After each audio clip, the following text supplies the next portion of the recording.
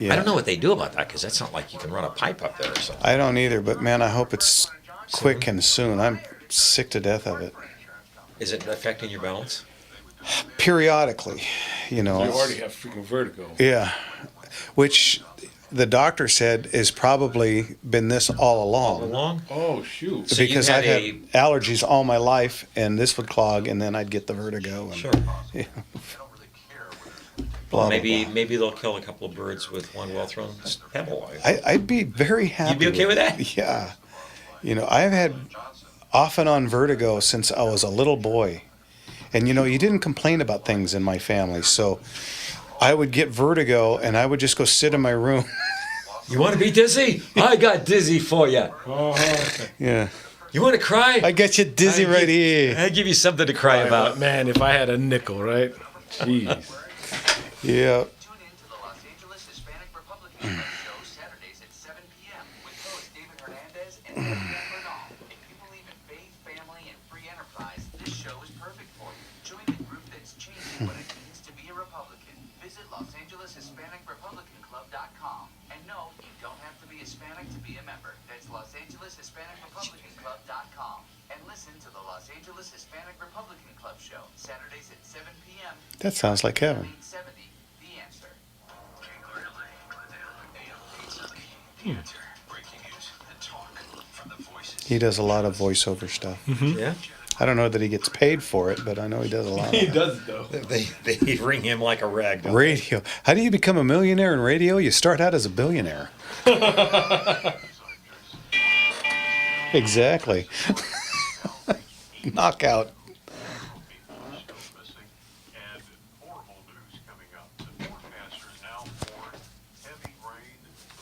Oh boy. Texas is taking a That is, pounding. what a freaking heartbreak. Mm. First step in a process. This document is a request for a federal disaster declaration coming from the governor to seek the immediate and ongoing help of the federal government. And Homeland Security Secretary Christy Noem says the Trump team will assist and call and help flood victims. Listeners who wish to help in the disaster rescue effort can make donations to www.salvationarmytexas.org. This is SRN News. Living with everyday pain is like having a voice that always says, no, you can't do that. You can't go there. You can't play your favorite sport. You better sit this one out. It's no way to live. If pain is affecting you, see how Relief Factor can help you get back to living life again on your terms. One where you say yes, a whole lot more. Head over to relieffactor.com. Give them a call. Well, you missed the ongoing Dodgers meltdown. Oh God. 18. Of all people to get spanked by, Right. but then to have it be the epic beatdown. And that little Peckerwood Altuve. I'm torn between, there's no way that guy does what that guy does. And he was with the freaking cheating Astros. Mm. Yeah. I'm coming down mostly on the side of he's with the cheating Astros, though. So Yeah. Well, I mean, what is the guy? 5'2"? I mean, he's itty bitty.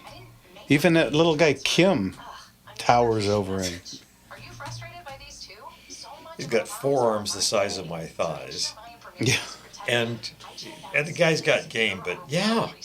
He's, Well, he can hit. There's no doubt about it.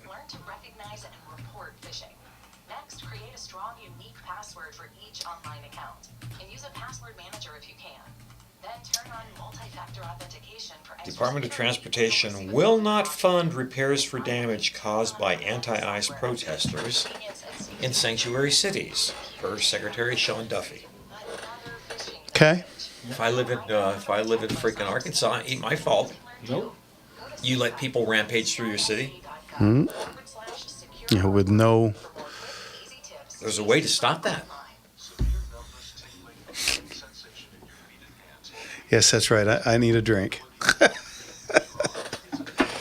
Universal. The numbers could become so severe that the patients don't feel where their legs are, so when they walk, they tend to fall because of the lack of sensation. That's Dr. Shuley and the nerve MD who treats neuropathy, especially severe Breaking. DOJ and FBI find no evidence that Epstein kept a client list or blackmailed any figures. They also Ruined the say entire show. How dare you? Thank you kindly. You found your cup on top of the ice machine for you? Gentlemen, have a good Sir, show. thank you, sir. Thanks, man. They also mentioned that he committed suicide and was not murdered. This live program is sponsored by the Gunslinger Shops. Hello, Mr. and Mrs. America and all the ships at sea. You're listening to Gunslingers. Curtain on Radio Free California.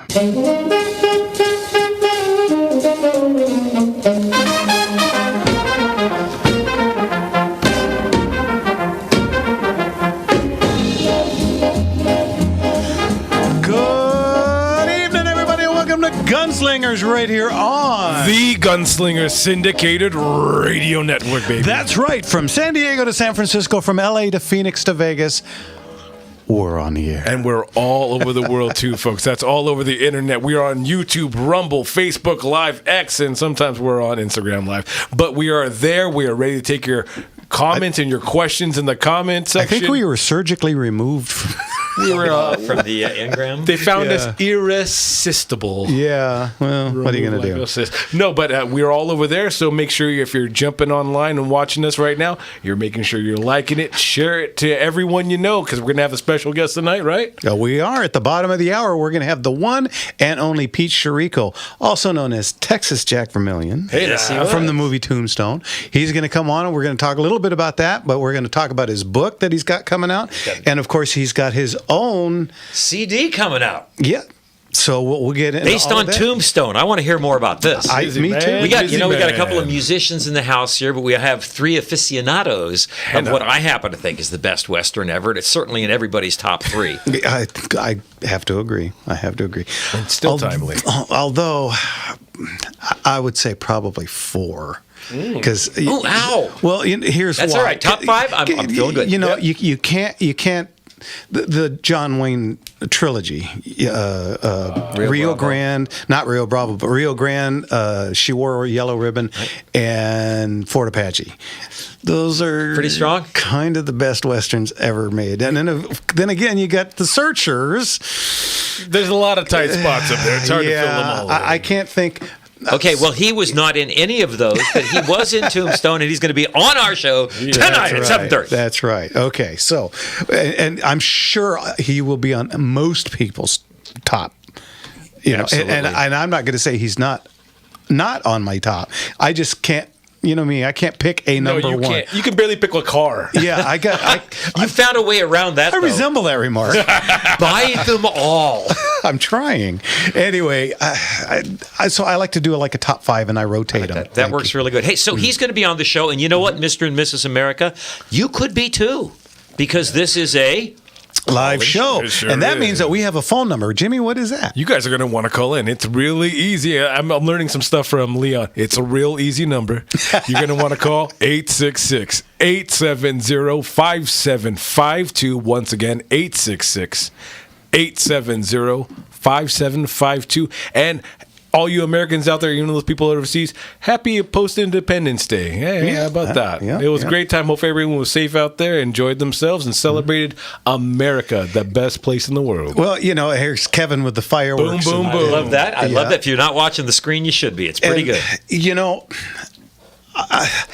I come from a time when fireworks were a good thing, and everybody used to get them. You used to go down to the corner, and there'd be a fireworks thing on Stand right there. Sparklers and the little snails. and they were actually stickers. good. You remember? Yes, I do. It felt good. And nowadays, yeah, I mean, you light them and they kind of go off sideways, or they don't light it on, and it's just. I had a couple duds this weekend, so yeah, I get it. Yeah, I get it. and you know, of course, I live in Norco, and you can't do any fireworks in Norco. So literally, every other house in Norco was doing having their own fireworks display, let's just say, because some of those things were rattling my windows. Until what time? Because, three or four. I knew it. Yep. I mean, unbelievable. I tell It's you like, what, guys, I always want to take a big slug of cough medicine just before bedtime on the 4th of July. Well, Just there was no nuts. more cough medicine left in my house because I had to give it to my dogs. Ooh. Those poor sure. guys. You know, Sure. we got the Put 'em 3, out. and they are just.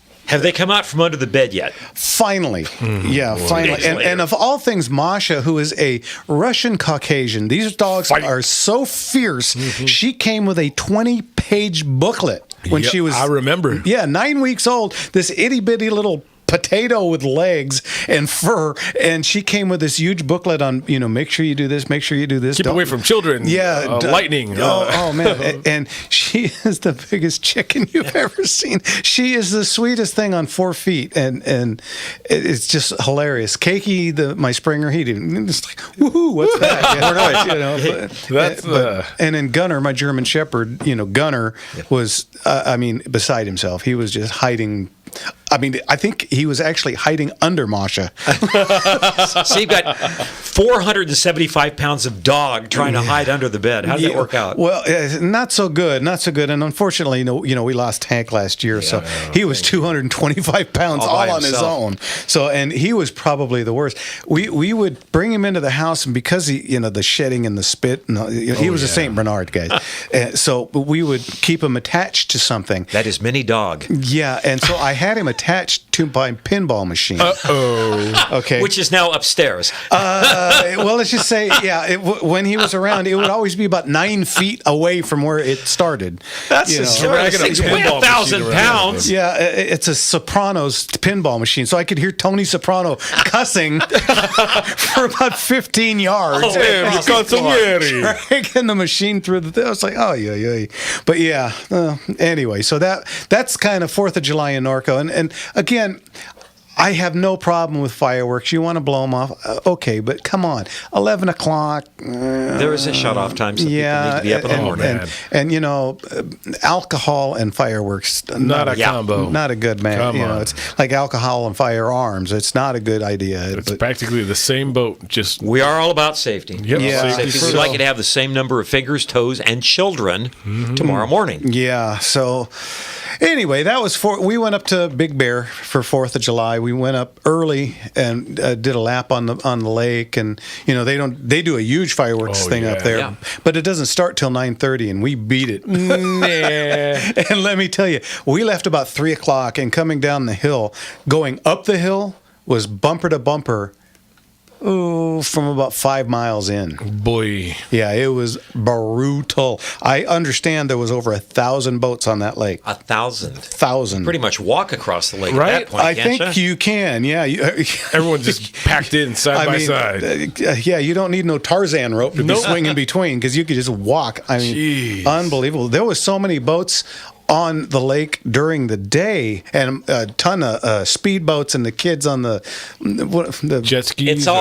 It was also pretty good at Arrowhead. Yeah, How a nice is that? lot of people. The off ramp to That's Arrowhead cool. off of the 210 was Must have backed been up. nuts. Oh yeah, it was man. way backed up. So, and from my cabin, I don't need to get out onto the lake to watch the. Oh, no, can you see it don't. from my place, but I understand it takes 3 hours on the 4th of July to do one lap around the lake, which takes you 20 minutes with that. Oh, boy. That's how many people go up there. And so we decided, hey, you know what? Let's leave early. Right? We came back that Good way. view from where we are. Oh, at my over there, shout out to the Packing House. They have a car show, a classic car show at the church, and so we got to do water rides all over there and walk aisle after. There's probably probably close to 150 different cars there. Wow, I have a very bunch of cool. pictures. I'm going to put them up because they are so cool. So you would have had a I ball. was going to say, sounds like my backyard. It does, and it almost looks like it too because it's just all in a field, everything clean and ready to go. All right. Well, speaking of clean and ready to go, let's get to Richard at the airport. How are you, Richard? Good evening, you fire-cracking gunslingers. Hey, Better than our usual wisecracking. Go on. What's going on, Richard? good to hear you, Richard. Right. I want to know what is more powerful, a pellet gun with pump or a pellet gun with CO2. Ooh. I know that the compressed air guns are so powerful they can drive. Pennsylvania is actually considering allowing hunting with pellet guns right now. Wow. So they do make them up to 25 caliber. Oh, now. yeah. Yep. So- And I know that you can get 1,700 feet per second out of those things. I Yeah. think that's crazy. I think it's probably a wash. Do you know? Well, I know you know, but Lewis and Clark had a pellet gun with them. Well, at least an air gun. Girardoni, An air gun. a compressed air pellet gun. Yeah, all the way back Lewis and Clark days. The early 1800s. They've been around a long time. I'm going to take a stab in the dark because I'm going to imagine, because technology and how they've made stuff, the canister, the cartridge of CO2 is probably going to hold the pressure a little bit better. I got some comments on here already saying that on there, but just because I've been hit with a couple for both from either side, and just by the feel of it, it feels like it holds the pressure a bit better. Yeah, the only bummer about those is once you open that thing, it kind of sort of ends up losing its gas. Oh yeah, if you're not using it now. But if you're a teenager, and Mark, you'll appreciate this. If you're a teenager, once you're done with that CO2 cartridge, you take a hacksaw and you cut off the top. Wait, I'm on the phone. Oh, I'm sorry. Anyway, cut off the top. You kind of smooth it out, and you can use that as a slide. Hey now. You can also, not that I know anyone who ever did this, but this is for you as well, Richard. You could also potentially fill it with match heads. Oh, Dunk it in sterno, put it in a piece of water pipe. yeah, I'm not, of course, I've only heard of this happening. I never and make a had bit of a projectile of it. Well, mine's safer. a lot cooler. Richard got a joke for us tonight? Yeah, but it's we just had the 4th of July. I'm going to test your patriotic knowledge. Do they have a 4th of July in England? Yeah, everyone. Well, does. yeah, everybody anyone who does. has a 12. They don't celebrate it, The but they 3rd have and the one. 5th, right? Okay, you've got that. You got me. Well, how about this? Why don't they have knock-knock jokes on 4th of July? Why? Freedom rings. Bing Oh, bong. There well you go. played. Very good. Well played. God bless you, Richard. Richard, Thank we'll you. talk to you next week. Okay, and I'm glad you had a good 4th of July. Thank you, sir. You too, We'll sir. talk to you later. Thanks. Bye-bye. All right, when we get back, we'll be here with Rick from the CRPA. You're listening to Gunslingers right here on... The Gunslinger Syndicated Radio Network. And we'll be right back. Yeah. Speaking of slide, little I slap had no key. idea that was coming, but...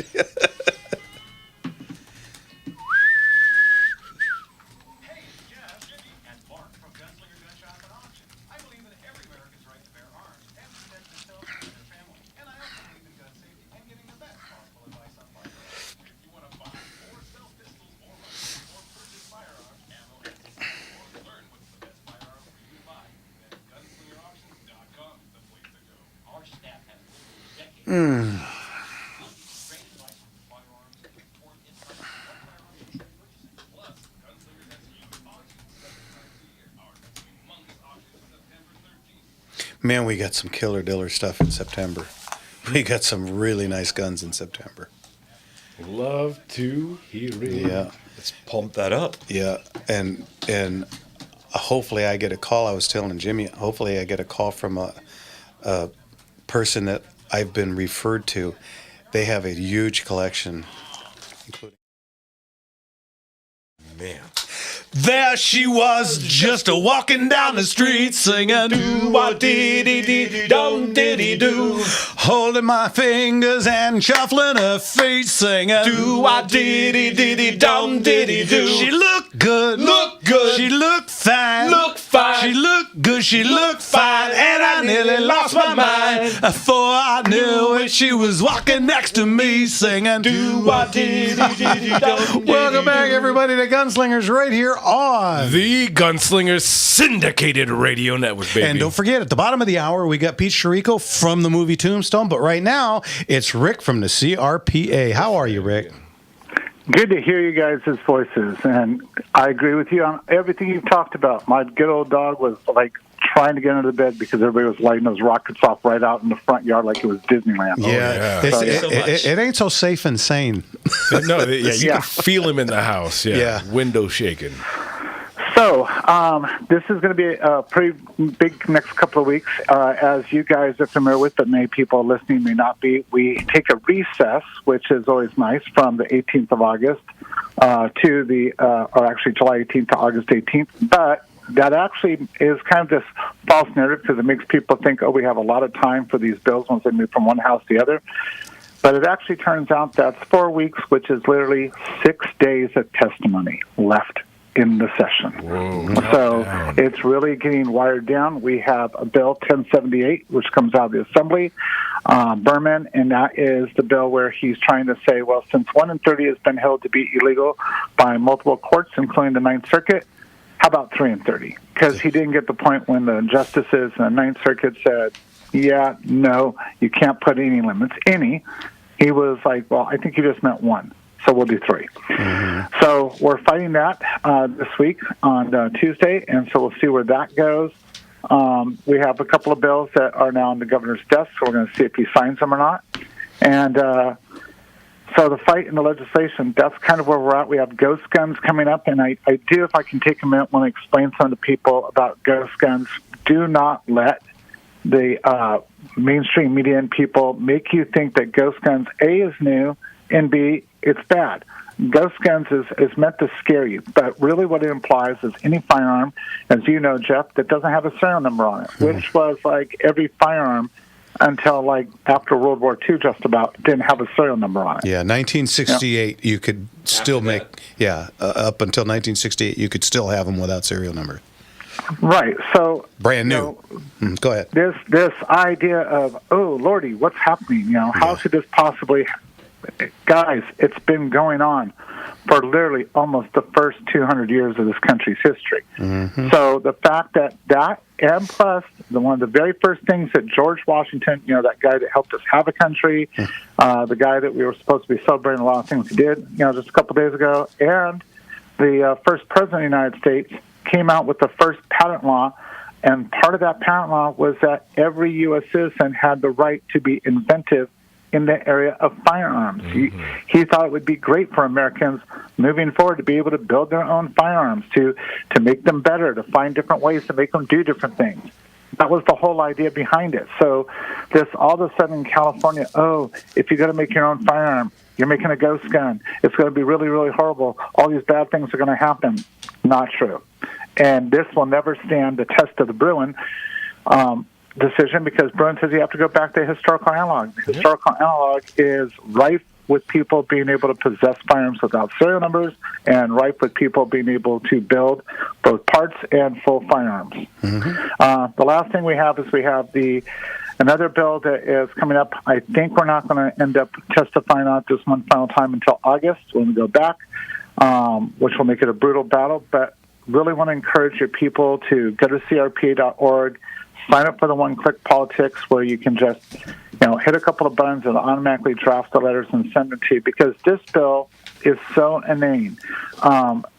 It literally states that you have to register firearms barrels. And as you guys know at Gunslingers, there are numerous reasons for having to change a firearm barrel, be it a pistol, a shotgun, or a rifle. And just because you change the barrel, I would argue 99.99999% of the time, there's nothing nefarious.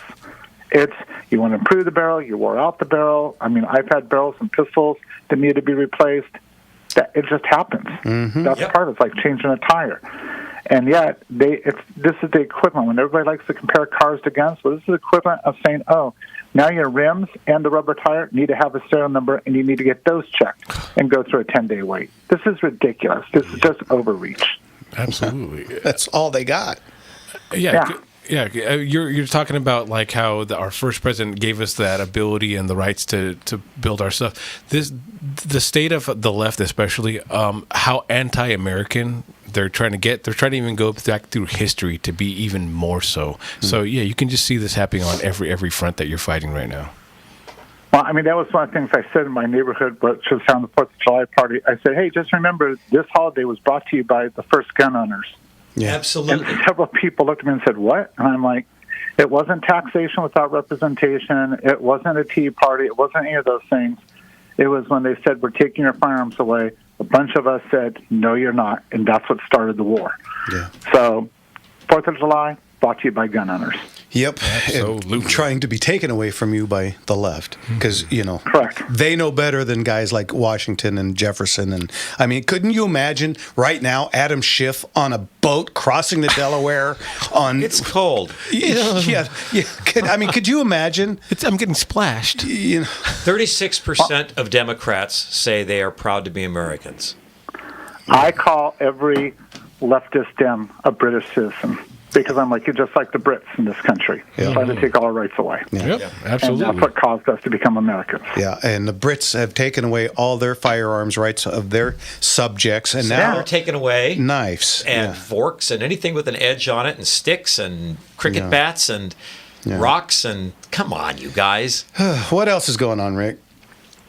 Well, the next two big things that I need to talk to you, so one I won't say until you and I talk, but the other one that I will say is we are really starting to get strapped again on shotgun and 22 ammo and things for the youth.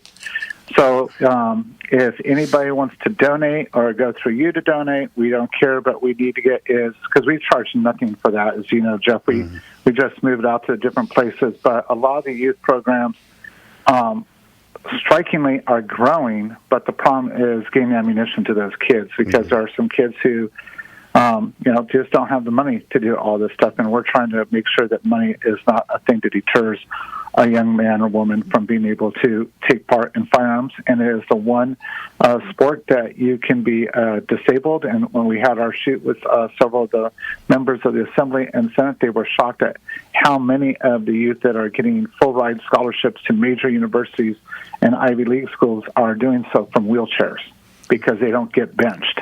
And so all the ammo that we take in, we redistribute to those kinds of programs to help those youth be able to be successful. I'll call you this week. I probably have a whole bunch more shotgun. That would be great. That would be fantastic. Absolutely. And you guys, if you can, I know it's hard to get donations in for especially that, but you can actually just buy and have it there for them. So if you guys in spite of California state law. Yeah, exactly. This is a great organization to be helping out the youth, especially because it's about education, folks. So we want to educate our youth so they understand that these are rights that they're going to be losing in the future if we don't. So please. And I will share. I got asked not to share, but we do have 2 Democrats in major blue water-based cities who are actually encouraging the youth in their communities to get involved in the shooting sports, and we're starting to see that come to fruition. So that's a real big positive. That is incredible. That's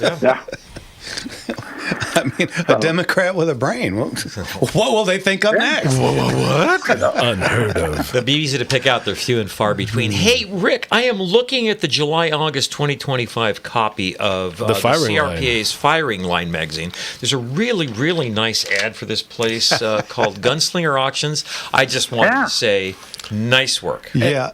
I actually texted Maria when I got it in the mail and said thank you. And if anyone doesn't know that this is a free piece of information you get with your CRPA membership that you will get, I think it's bi-monthly now, but it feels like there's enough information in there to hold you over the 2 months.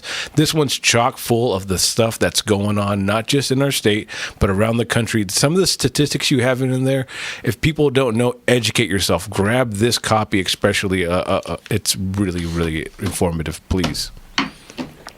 Well, thank you, Jimmy, because that's what we're trying to do. We're trying to educate people on all levels because the more educated you are, the more you can stand up for your beliefs, and the more you can see the lies that are being told about you. Absolutely. Rick, we got about 30 seconds left. If anybody wants to join, donate their time, their money, their shotgun shells, or 22s, how do they get a hold of you? CRPA.org, and they can reach out to us at contact@CRPA.org. And like I say every week, be safe, shoot straight, fight back with Gunslingers and the CRPA. God bless you, Rick. Thanks, Rick, and I'll give you a call this week, or you call me when you're up busier than I am. Yeah, I'll give you a call on Wednesday. Okay, talk to you then. Okay. Bye-bye. All right, guys, you're listening to Gunslingers right here on the Gunslingers Syndicated Radio Network. And when we get back, we'll have the one and only Pete Chirico. Here you go. All right. We'll be right back. Yeah. Mm-hmm.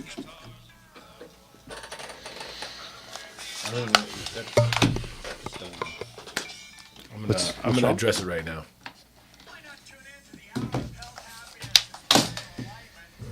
Recurrent.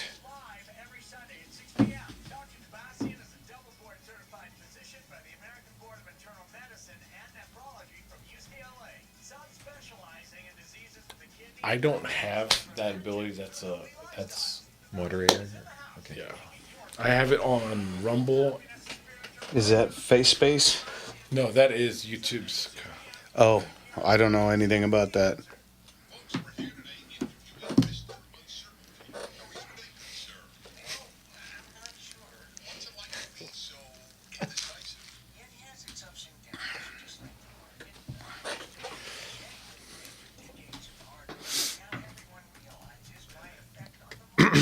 Go, Kathy.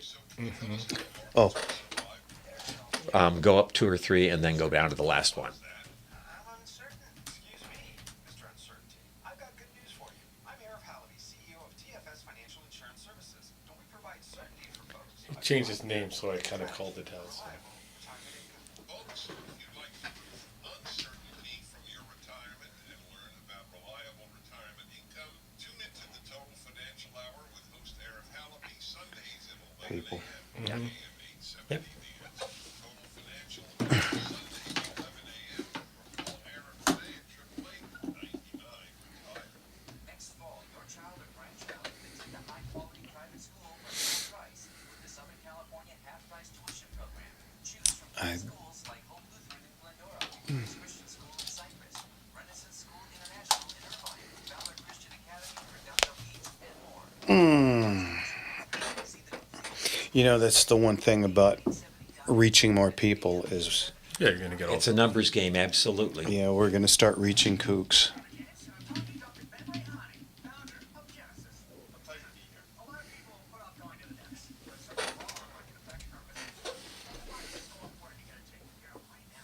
Dental infections can be a big problem when it comes to your overall body health. It's like making faces at the camera. The question is asked, and it is a fair question. Hendo says, how does that work? If I buy ammo, do I have to transfer it to the CRPA?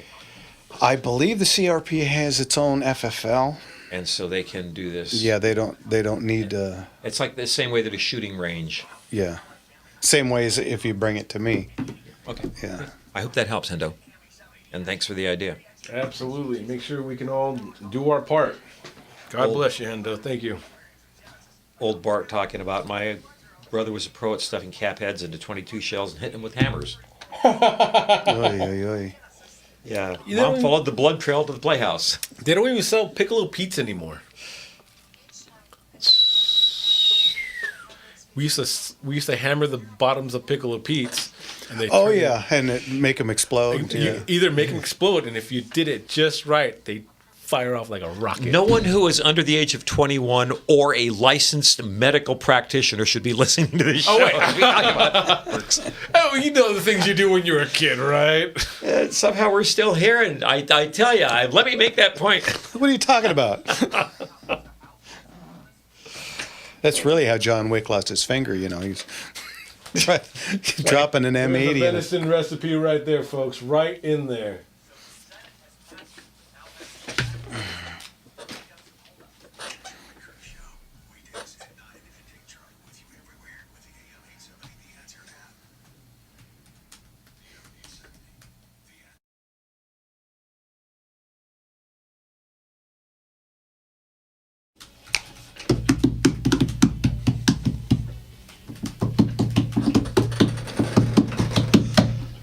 Maybe, baby, I have you. Maybe, baby, you'll be true. Maybe, baby, I have you for me. Welcome back, everybody, to Gunslingers right here on The Gunslinger Syndicated Radio Network. That's us. And as promised, the one and only Mr. Pete Chirico. Pete, how are you?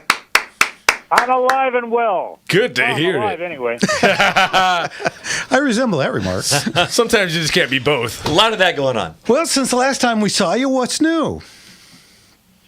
Well, my new book is out. Prove It Safe, Gun Safety in the Movies.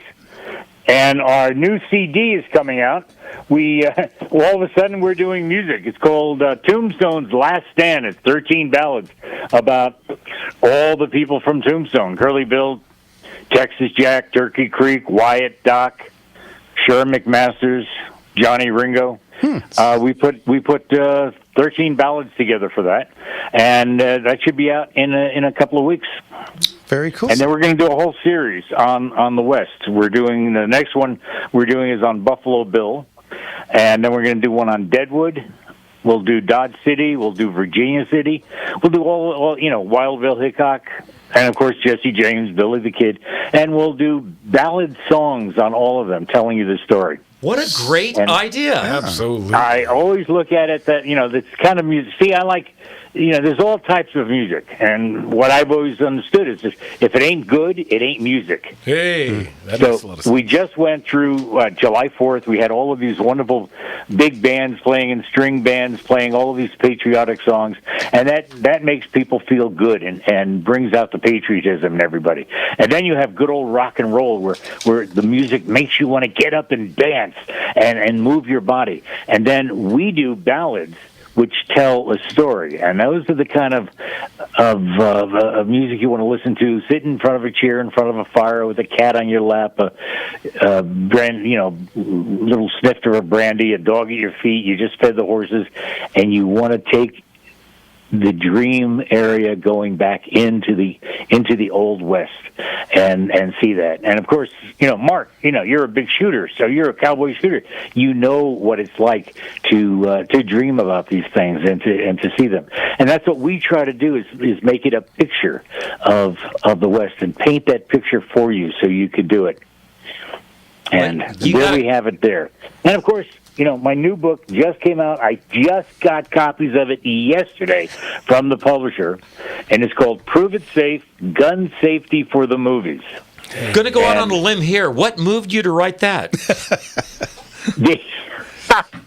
Well, my company, Caravan West, we do guns and we do horses and costumes and props and set dressing. And back in January, I got a call from a publisher, and he said, "Listen, you've been in the business for a long time. You do armoring. You know your guns. I'd like to have a book done on gun safety in the movies with the tragedy that happened with Rust, with." That guy, Brandon, getting killed in The Crow, all of that stuff. He said it's timely to have that book done. So it took me 2 or 3 months to do a lot of research on it and put it together. I got it to him the end of March, beginning of April. They went through editing and all of the stuff that publishers normally do, and then it went off to their printers. I ordered 100 copies so that I could go around to the studios with it under my arm, hawking it to them. You gotta buy this book, guys. You gotta have this book. You want to be safe, and that's basically why I wrote it. I've been in the business for so long, and so many people in the business aren't gunmen. No. You guys are all gunmen. You know how to handle a gun. Mark, I'm a member of SAS. I've been a life member for 40 years. We all know that, firing hundreds of thousands, if not millions of rounds over the years in front of all of these people, with all of these people participating, nobody ever gets killed. Because we as gunmen always know safety. Safety is secondary to us. But on a movie set, I'd say 70% of the people aren't gun people. Never handled a gun, never saw a gun, never shot a gun. Maybe 80 or 90% of them don't. And they're very, and you can become very paranoid about it, knowing that you can be killed, wounded, hurt, injured. Your whole life can flash in front of you, so you want to be safe. So I wrote the book with that in mind, that everybody can read it. Prop people can read it. Armorers can read it. Producers, directors, writers. Everybody can get an idea behind how to be safe in a show with hundreds of people running around like little ants working, and you don't want to be upset about it. And then I go back in the history of it. The before The Crow in 1993. Before Brandon Lee was shot, and I feel so sorry for the actor. He died about 10 years ago because it just broke him up. And again, he didn't follow the rules because he probably didn't know the rules, and the armorer didn't teach him the rules. Right. And the main rule is you do not ever aim a gun at anybody directly on a movie set. That's rule number one of safety, period. You move the gun over a foot or 2 feet to the left or to the right of the person so that it's not aimed directly at them. The camera does not pick that up. The camera cannot see that. But it looks like you're aiming at them, but you're not. Layers of safety. And it occurs to me, we like watching movies too. Jeff and I will do something like we'll go to the World Championship. Has anybody ever calculated how many rounds are fired? Because it's in the hundreds of thousands of rounds. And as you said, they're all safely discharged and everybody walks away fine with a smile on their face. But it occurs to me that if you watch movies, and we all do, and we have actually done shows on what's the most atrocious firearm handling or the most ridiculous things that you've seen, and we see it all the time. So in addition to making people safe on the sets, if you encourage proper behavior, then the hundreds of millions, even billions of people that watch these movies can then see safe handling of firearms. Absolutely. Yeah, it's basically what it is. When you do it every day, when you handle a gun every day, it becomes second nature to you. And you can tell it by an actor. You who are gun people, and Mark, I know who's always doing the cowboy shoots. You can instantly see when an actor doesn't know how to handle that gun. Oh yeah. Yeah, and it's the same thing that happened to me 50 years ago when I first entered the business. First movie I did, I had to handle a gun, and I wasn't a gun person. I did not grow up with guns in my house except for my Fanner 50 and my Mattel shooting shells and my air rifle. Everybody in the room is smiling when you say that, by the way. Fanner 50s, yeah. Well, and I still have them. I have in my gun room building. I have a whole pile of cap guns from the 50s, and that's what I grew up with. And then, of course, when I was in the service, and I'm a Vietnam vet, but I didn't slog through the rice paddies. I was in the Air Force. My tools were an ohm meter, a voltmeter, a screwdriver, and a pair of pliers. That's how I fought the war. So I was not, gun wise. And when the first movie I was doing, they gave me a gun, and I realized I didn't know what to do with it. And then after that, I started shooting. The girl that I was going out with at the time, I was in New York. They had a farm in Pennsylvania. So we would go out on the weekend to the farm in Pennsylvania, and all her cousins were shooting in the backyard, and I went out shooting with them. And I said, hey, this is fun. And then there was a world champion trap shooter. There was one of the family friends, and he took me under his wing and taught me trap shooting, and I did that. And then I started, I want to do Westerns. So I bought a couple of single-action Colts. I bought the Colt 22s, some peacemakers, and a Winchester 94-22, so I could take them with me every weekend to Pennsylvania and just tramp through the woods and shoot and shoot and shoot. And then I thought I was good. And I'm sure you all know who Bob Munden is. Oh, yeah. Well, Bob was, I was doing, fast drawing, twirling, and learning everything. And Bob was doing a show in New Jersey. And he had an ad in the paper, and he said, I'll offer $1,000 to anybody that can beat me. And he said, wow, I could use $1,000. So I went down to his show. And when I walked in, he kind of looked up. We had eye contact. And I watched his show, and I was like, my jaw dropped. I was like, my God, this guy is good. And then Bob came up to me after the show, and we were talking, and he said, you were going to challenge me, weren't you? And I said, well, I thought about it. And he said, yeah, but you saw my show and you backed out. I said, yeah. And we were talking, and I said, well, I'm an actor, and I'm in New York. I do plays, and I do soap operas and commercials. And he said, listen, I'm doing a show at Six Flags over Texas down in New Jersey, in Lakewood. And I'm sure you've all seen his show, he and Becky. Oh, yeah. Well, he asked me if I would put a stunt show together to open his act. So I ended up putting a stunt show together. I worked with Bob for a year, and we had such a great time. And he taught me fast draw. He built my fast draw gun. He had a gun belt made for me by the same company that makes his. And we worked together for a year, and he taught me so much. And that's what I started doing for 2 years.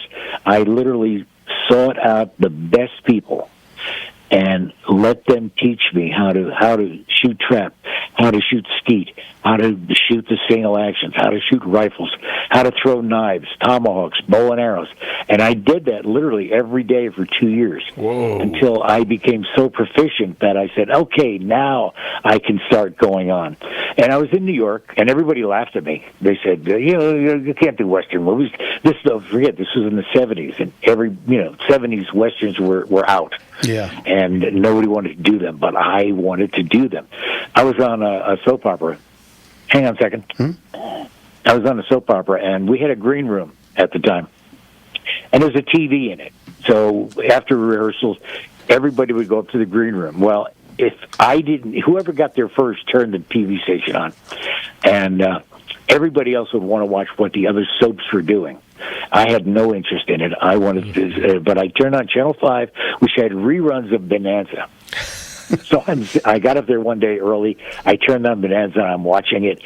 And it was Haas who was walking through the desert. And he's dying, and he's sweating, and he's in bad shape. Well, one of the other actors came walking in, and he saw that, and he said, "Oh my God, can you imagine working 3 months in the desert?" And I smiled and said, "Yeah, I'd love it." Hey, Pete, we're coming up on a commercial break, so don't go anywhere. But before we go, I want to ask you a question about Wild Bill, and you can answer it when we come back from the break. Which Wild Bill? Wild Bill Hickok. Okay. Okay, here's the question. Aces and eights. Is that true or not? Well, don't answer now. We'll pick that up when we get back. You're listening to Gunslingers. Hey, hang on. You're listening to Gunslingers right here on the Gunslinger Syndicated Radio Network. And we'll be right back. Yes, sir.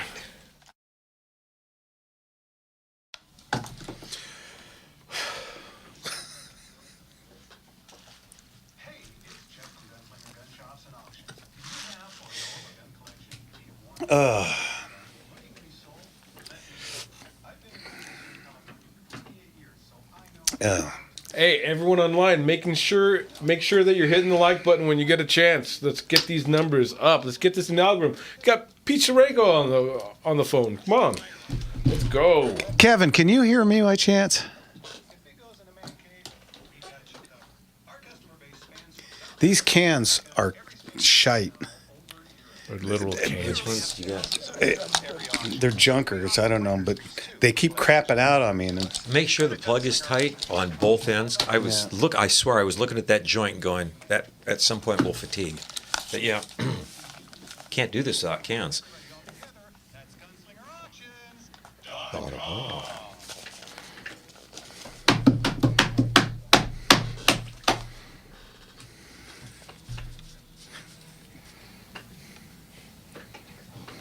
To the point. Anymore. I am sorry. Welcome back, everybody. For those of you wondering, that song is a 1-4-5, believe it or not. And it's in the key of E because the whole guitar is in the key of E. Welcome back. We're here, Gunslingers, with the one and only Pete Shereko, Texas Jack from the movie Tombstone. Okay, legendary. So what is your synopsis on Aces and Eights? Aces and Eights. Well, everything that I've read, everything that I've seen, it's always been Aces and Eights was Hickok's hand when he got shot by Jack McCall. Mm-hmm. Nobody ever has been to identify the fifth card, which some people say was a Jack, some people say was a Queen, some people say was a 9, but nobody ever saw it. But Aces and Eights became because of killing Hickok, dead man's hand. Right. Okay, now here the one thing I laugh about is if there's a movie made before 1876, it's 1873, they're in Dodge City, and somebody has aces and eights, and they go, "Oh, it's a dead man's hand." Yeah. That phrase did not come about until Hickok died on August 2nd, 1876. Well, now here's a rub for this, because I don't believe it. I don't think that happened, because if you go back into history, nobody talks about aces and eights until the 20s. Believe it or don't. That's when it came about. And Joe the Boss, Joe Masserino, when he was shot, he was playing cards, and there's a very famous picture of him with an ace between his fingers that somebody placed there for the shot, and that morphed into aces and eights. Check it out. Yeah.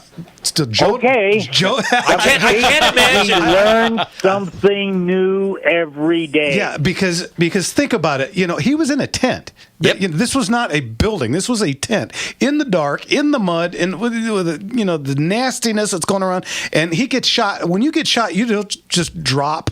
Those. To say nothing of who you just shot, the most famous gunman in the Old West, right? Yeah. Who's saying, "Wow"? One of the things. Let's look at the hand. Yeah. Which has now been flung to the four winds. Yeah. Good point. One of the things that I read in, I think Joseph Rosa, who was probably the biggest Hickok authority, a fellow from England, wrote several books on Hickok, and was very good. But one of the things that I understand was that when Hickok was shot, his reflexes were so quick. Even though he was shot in the head, his hands went down to his guns. Ooh, I believe makes it. Yeah, makes sense. I believe that too. That his reflexes would be that. Yeah. It's a sad thing. And speaking of sad, we recently lost Val Kilmer, and of course you were in the movie with him. Give us a good Val Kilmer story. 3 movies with him. No kidding. What were the other two? One of them is Wyatt Earp's Revenge, where he played Wyatt Earp. We did that in 2012. And then in 2018, we did a movie called Soldier's Revenge, where he played the father of the main character. Oh, no kidding. I don't think I was the producer on the movie, and I hired him. There you go. There you know how to pick him. Val and I always got along very well. You seem like a good guy. I met him at the Golden Boot many years ago. When he got his Golden Boot. Yeah, I was there, and I was right in the front row. My cousin used to buy the table right in the front every year, so we always get to sit right up front. It was a lot of fun. Very interesting guy, and he did a whole speech, and he talked about going to, if anybody ever wanted to do a movie in New Mexico, he'd be there, Huckleberry. And when he did that, the whole place went wild. It was great. But anyway, so give us a good Tombstone story. A good Val Kilmer Tombstone story? Sure, absolutely. I can give you a couple. One of them was the first day we were shooting. We're the posse on the Vendetta ride, so we're there shooting. And I looked over at Val, and this is the first day. Well, before that, everybody warned everybody about Val. They said he has an attitude. He has this. Do not bother him. Don't talk to him. And everybody was afraid of it because Val was an ultimate actor. He was into his character, and he didn't talk just generally about anything. He was in his character. And a prop guy went up to him and said something to him, and Val said, "Why are you telling me that?" And the guy said, I just don't want you to do that. Val lit off at him, called him several names, did that, and it was like, and he walked away sheepishly, the prop guy, and he got fired a week later. But 5-10 minutes later, I looked over at Val and I saw his gun in his holster was half cocked. So I rode my horse over to him and I said, Val, your gun's half cocked, and he said, yeah, so. And I said, somebody sees that in your holster, they're going to know that you don't know how to handle a single action. Right. It can be dangerous. You can get hurt, or you can break the gun. And he looked at me and he said, I find those who break the rules get ahead, don't you? And I went, okay, I'm going to argue with Val. No. Within 5 minutes, I looked over and he had a different gun in his holster. I rode over to the armorer, and I said, "What are you doing?" And he's fixing. Val broke the gun. Oh, He broke the trigger or the little thing on the hammer that holds the trigger back. try to warn him. So I rode back over to Val, and I looked at him, and I said, I see you have a different gun in your holster. And he looked at me, and very sheepishly, he went, "I broke it." and then he knew that I knew what I was talking about. No heat whatsoever. And so we got along very, very well. Right. Now, in the scene where we first meet, where Turkey Creek and Texas Jack come out of a saloon, we kill the guy. Right. We're drunk all night. Well, I'm sure you've heard stories about the drinking on Tombstone, that several of the actors actually drank whiskey because that's what they're supposed to do. Mm-hmm. And I was drinking. I'm saying, wait a minute, I'm in a bar all night long. I've got to be drinking. So every take, I was going back in there and taking another drink. And I was a little light-headed. And we came out, and then we go over, and we meet with Wyatt. Hang on. Put me on pause for a second. I need a drink. And need a shot of whiskey there. Yeah. What do you expect? It cures hoarseness. We'll cure it. We'll hoist a number 7 next time. W.C. Fields said that one time when he was drinking, and so we come, Turkey Creek and Texas Jack come over, and then we get arrested, and we're standing there, and we meet with Doc and Morgan and Virgil and Wyatt, and Val kept on looking at me, and he kept on looking at me, and then later on in the day, I'm walking down the boardwalk, and he's sitting over there, and he goes, "Hey, Pete, come here," and I walk over, and he goes, "You were drunk in that scene, weren't you?" And I looked at him and I said, "I find those who break the rules get ahead, don't you?" Look at that! Come right back around. There you go. So yeah, we got along. And then when I hired him for Soldier Revenge in 2018, he gave me one of his pieces of artwork. Oh, and nice. we sat there, and he had lost his voice, unfortunately, at that time, due to voice throat cancer, and but we sat in the motorhome and just talked about things, and he would hit me on the shoulder, "Oh, Texas Jack, Texas Jack." So yeah, I had great feelings about Val. Yeah. In Tombstone, August 8th to the 10th, they're having a walk down in memory of Val Kilmer, because that was the date of Doc Holliday's that they would have a deal there. So I will be there. And actually, I'm going to be signing the new book, my old book, and the new CD. Very cool. Well, we got about 1 minute left for the break, so give us the name of the book. The new book? Prove It Safe. There you go. Okay. And what's the name of the album? Safety for the movies. Okay, and do you have a name for the CD? Yes, Tombstone. Okay. Tombstone, perfect, easy. Catchy name. I have a question for you, Peter. I have an answer for you. Did you ever win the Don't ask me the same. Wait! Don't ask me the same question twice, because I don't remember how I lied to you the first time. This from a man who said he was once vaccinated with a phonograph needle. Did you ever collect the $1,000 from Munden? We got a half hour here. That's nothing to me. I can rattle on forever. I got more stories than Disney. Did you ever get the money out of Munden?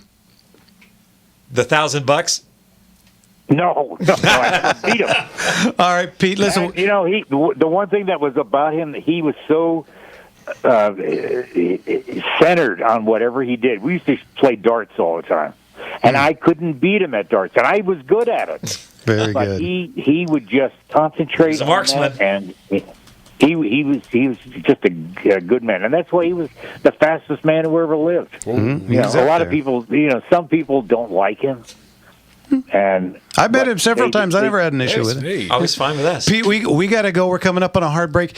Thanks again. We'll get your info and we'll put it on the internet for you, and we'll have you on again. We got to get you and Frank on one of these days. All right? Yes, please. We can do that. We're a good team together. Okay, boy, very absolutely. Pete, thanks again. We'll talk to you soon. Thank you, Mr. Shreko. You got it. Take Bye-bye. care. Thank you. The legend, folks. A legend. Okay, we're coming up. We got like 10 seconds, really quick. Next is our Power. packed second hour where we take phone calls. What's that number, Jimmy? 866-870-5752. Once again, 866-870-5752. And we'll be back in just a minute. Yeah.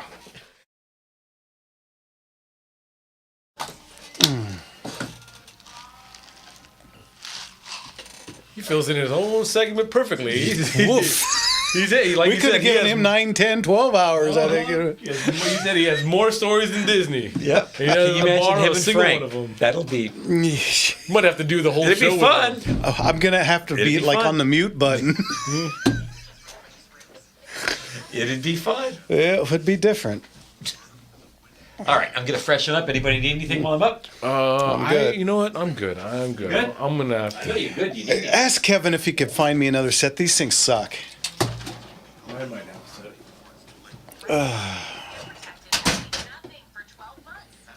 Yeah, we got a pile of phone calls already.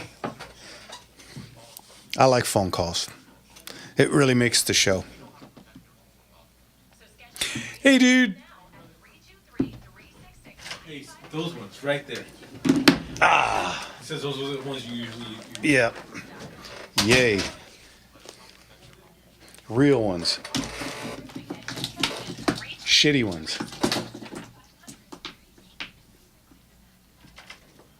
I guess that was on me. I set the studio up today for Ryan today. These things are just crapping out left and right. Okay. I'm moving this here because it's not visual where they had it. Oh, okay. It doesn't do any good here. There's no camera. The one camera I have for that shoots you. At least this way, it's over Mark's right shoulder. Right shoulder. It's something. Thank you. No, I'm sorry. Now I know. Yeah, these things are, one ear's on, and it's like, I know my ear is plugged up, but it's like, wait, what's going on here? Yeah, that was on me. Like, Brian's got a new live show from 4 to 6, so I've been coming in and helping him set this up. And, Is that lady still coming in at 10? yes. Wow. So we have more live on Sunday than we do throughout the whole week. Well, you know why? Everybody's trying to center around the one show that brings people in. Yeah, we're the busiest phones that we have on the weekend. Yeah. So don't go anywhere. I made peace. I still have to deal with here and Phoenix. Okay. Oh, I'm sorry, KTIE. Phoenix was fine. Yeah, I wish we could get rid of that 7 o'clock show, but it's been there forever. You know what? I'm 10 okay. years I've been here, it's been there. Yeah. The whole time. It's a bummer. I can live with that, but they need to fix the other thing that we talked about. Sure. You know, as does here. Yeah. All right, well, again, anything I can do to help. Explain to the new GM who I am and how he probably doesn't want to piss me off. Be to no one's benefit. I will have my talk with Chris. Me and Chris get along really well, actually. He ran the Riverside office for a long time, so I've worked with him a lot. Okay. He just broke his shoulder or something? The day of Terry's final party, he was out doing some watering in the yard or something. He got caught up in the hose, fell and he broke his shoulder. Oh. And like he came in and he was slung and his shoulder was like up here. Oh. So he got some surgeries ahead of him, and unfortunately he's going through the VA. He uses VA stuff. He doesn't use our insurance because he's a cheap bastard. He just likes to keep money in his pocket. I said, "You're gonna go through the VA for that, bro?" I said, "Do you realize how many surgeries that's gonna be?" Yeah. Because they'll fix a little thing here and a little thing here. They won't attack the whole problem. But hey, he's a jarhead. Crayon's got the protein. Did Rick from CRPA cover Hoffman versus Bonton? No, we did not get around to it this time. Maybe in the next firing line. So check it through. You might get some updates in there. It's got a whole section just with. Right. Let me show. Wow. With all the California cases. It's pages of it, folks. So, Bolin versus Bonta, Road Becerra, Rep Becerra, Duncan Bonta, Chavez Bonta, formerly Jones, Miller. So, it's got a whole ton. Make sure you're jumping on. Make sure you're supporting the CRPA. This is a great piece of literature. It's even got, like some people already know, a nice little recipe in there. So, make sure you're jumping on. See the new Gunslinger ad. Hey. Full page. Right in the front row. So make sure you're jumping on, guys.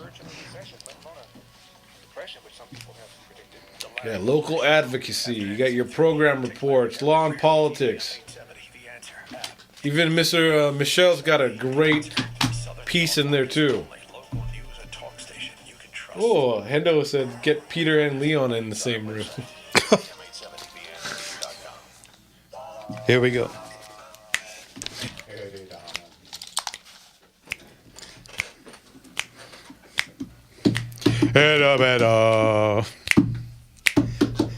Oh, help my heart, Jesus, I break my heart. I got a bell a month to go. Madam Dave did me so. Madam Diane realized she had a pair of roving eyes. Welcome back, everybody, to Gunslinger. Smooth. Did you like that? That was a segue and a half. All right, welcome back, everybody. And as promised, we do take phone calls. Jimmy, what is that number? Everyone's going to want to start calling, and don't wait till the end of the show, folks. We want to get everyone's call in. That's 866 870-5752. Once again, 866-870-5752. And we got a pile of them already, but here we go. But you can still call in. We got about 15 lines. Let's get to Mark in Woodland Hills. How are you, Mark? Good evening, Mark. Good evening, gentlemen. There he is. I missed a little bit of the show. I was going from car to the house. I don't know if Rick was talking about Hoffman and Bonta or not. No, we didn't get to that one. He was talking. Oh, okay. Well, it looks like we had a little bit of a victory there in the district court, you know, about the disallowing of non-California residents to carry and all that. Of course, you know, all this is going to have to be resolved with the constitutional carry reciprocity that federal legislation will have to take care of eventually. But I heard also people asking for a couple of weeks now about air rifles, and I got rid of my .177 and I sold it on Craigslist and got a 22 caliber with a 10-round magazine in it, and it's amazingly effective. You know, being the squirrel whisperer that I am, I could literally, I'm running out of squirrels, but I could hear the thud hitting at 75 feet. It's pretty efficacious. Oh yeah, and I would recommend. Over the years, I would actually recommend Gamo, G-A-M-O. That's good, man. You can get them anywhere, you know. I bought mine online, so it's no big deal. But I think Jeff, you mentioned that online before. I think I saw you in the comments last time we were mentioning as a side note, Jeff, I attended in Friday in Woodland Hills a tribute band, Strange Days, and I was thinking about you. You used to sing along. Yeah. You know, I've heard of them for like decades now or something, right? Yeah. And they were surprisingly good, actually. Strange Days, if I recall that. Of course, this is a Doors cover band, right? And I believe the drummer is my old drummer, Dave. Like Beatle bands, Doors bands are right. They're very incestuous, and I know that my old keyboard player from my band plays with them once in a while also. So I actually went to high school with Dave. I mean, he and I go way back. Yeah. So Well, it was even worth listening to Brad Sherman for a couple of minutes. Oh my God! But Boy, you paid a price for that ticket. Well, I'm in his district, and like I've said before, I'm also in District 13, Florida. With Luna, and she's fantastic. I love that gal.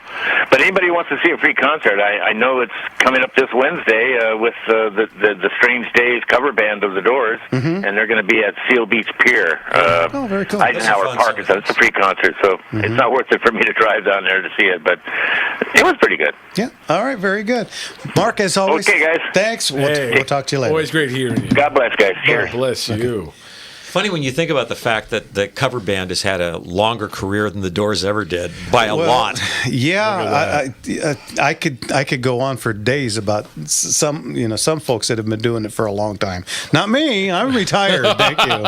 But there's guys out there that are been doing Jim Morrison longer than Jim Morrison was alive. Yeah, right. So, Wow. Yeah. That's a good metric. Yeah. All right, let's get to Matt in Long Beach. Matt, what can we do for you? Evening, Matt.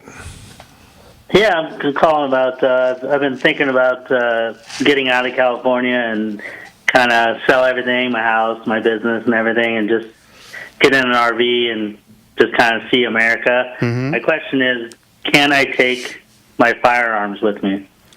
Well, you can. Understand, it's much easier getting out of California with guns than it is getting into California with guns. Every state has different rules, so be careful. You don't necessarily want to have one on your hip.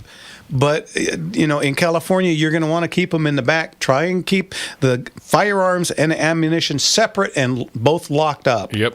And then once you get out of California, And the worst part is you are well advised to do as Jeff suggests, which is find out what the laws are wherever you're going, because believe it or not, there are worse places than California. Yeah, New York. New York comes to mind. Yep. Yeah. So you're telling me that I should stay here? It's good here? Hey. Now that's kind of extreme. No, what I'm saying we kind of like it. Is we need as many people on the right to stay as possible. Number one, but number two, you know, I've been all over this country. You can't beat the weather here. No, sir. You just can't. I agree. We always tell people to stay and fight because you know what? Sometime and hopefully soon, especially with the next year's elections and all that, we can be winning this state back, folks. Yep. Come on. Can you imagine? Hey, this pendulum has been stuck on the left for a long time. Pendulum swing both ways, baby. So we need to break this sucker loose and let it start kind of swinging back towards the right. Yeah, turn this pendulum into a guillotine and chop that side off. Yeah. On top of which, tax-paying Californians are few and far between. Most of them are not necessarily. Too many that can do leave. Yeah. So let's keep it in. No, I agree. That's kind of why I'm kind of sick of it. I pay too much into this. I believe me. I understand. Yeah, a lot of things are changing already. So let's. But we keep are our fingers winning. crossed. We are Yep. winning Come steadily. Yep. All right. Good enough, Matt. Thanks for the call. Thank you. Thank Take you, care. Matt. Serious, a good piece of advice, though, when you travel, do be aware of the firearms laws in whatever area you're going to. Yeah. We want everybody to be safe, both personally and in terms of the legality of the issue. Yeah. Yeah. 'Cause you get into Arizona and you get pulled over, which I have. Funny you should mention. Hey, in my defense, I really had to go, and I was doing about 110, and I'm not joking. Literally, when I got pulled over, I had my insurance, my license, and I said, "Point me to a bathroom." Escort, please. The guy burst out laughing. He said, "Follow me." Yeah. And off we went. And he got me to a convenience store that was fairly close. And by the time I had gotten out, he just about finished writing the ticket. I was like, "Damn." Yeah. I was hoping maybe he'd take Come on. I had pity a on me, good but- excuse. But and he said, "I noticed firearms in your car," and I said, "Yeah, but none of them are loaded." And he said, "Why?" What? It's like going to Texas. You got a gun in the car? No, sir. Well, why not? Yeah, Take this one. So there's your difference in California versus just over the border, and each state is going to be different. Absolutely. It's almost different from county to county in some places you go. So just make sure. Just kind of like these speed traps. Right now you're going 80, but now you got to be going 25. You just never know. So best to check ahead. All right, let's. Should we drop the number again because we kind of went through some calls? We got a whole bunch still. Let's keep going. But go ahead, give them the number. Okay, no problem. 866-870-5752. Again, 866-870-5752. We're going to be running through these calls, so keep on going. We're going to. Well, along with the calls, I need to tell you guys we are getting stuff for September. Ooh. September 13th is right around the corner already. It's only 2 months away. We were just talking about it. A week and then 2 months. Man, we got some stuff. High-end, long-range stuff. Accurate arms? Made in England? Yeah. Mm-hmm. Yeah. We got a pile of those in. Ooh-wee. In a couple of different Ackley calibers. That's as nice as stuff gets. Yeah, literally. we got one in 375 Shaytek. That's a laser of a cartridge. This is a 2-miler. Yeah. And it's got a giant scope on it. And this thing, it's about 5'7". Yeah, it's just a beautiful, about 40 pounds, beautiful muzzle brake on the end. So these are firearms that you have to start allowing for the rotation of the earth. Yeah, because they're not in the same place when the bullet arrives. Get this! Not only does this particular firearm come, the gun, the scope, it's got the gun rug that you put it in that folds out so you can lay on it. So the mat rug, yeah, those are. Here's the bonus. It comes with the Dillon Big Boy reloader. Which you will need for that hefty long cartridge. Which it comes with the dies, too. Dang. Yeah. The whole That's little kit and caboodle there. It's a complete kit. You guys are ready. Come on. 2-mile starter kit. This loader is for 50 cal. You know, this 375, it's a 50 cal neck down, but it takes large rifle primers as opposed to those gargantuan 50 cals. So that's really cool. That alone, geez. Yeah, well, that Dillon reloader on its own is $2,000. Yeah. Oh boy. So yeah, really cool stuff. That's a couple out of 600-700 that we're going to have. So it's going to be a really fun auction. Next week I will names because I always want to write down the names of some of these firearms that we're getting in, but we got a lot of cool stuff. Hey, you know what? We're already on a break. You're listening to Gunslingers right here on the Gunslinger Syndicated Radio Network, and we'll be right back. Yep.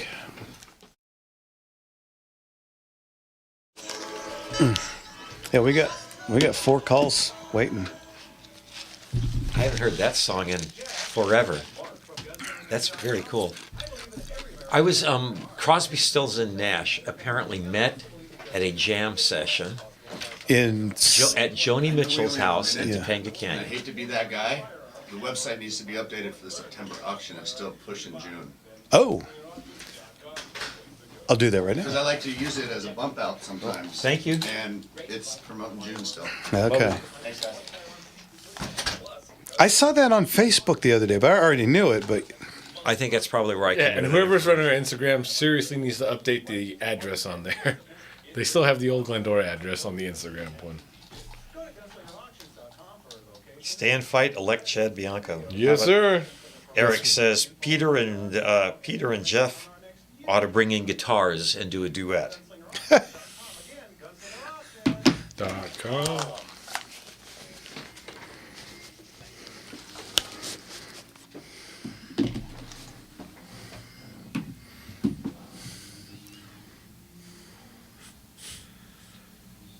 Sinking in the well. Trying to figure out what the hell is that. Here it comes. Any second now. That's Dean Martin, damn it. Dino, his cowboy stuff was great. Oh, yeah.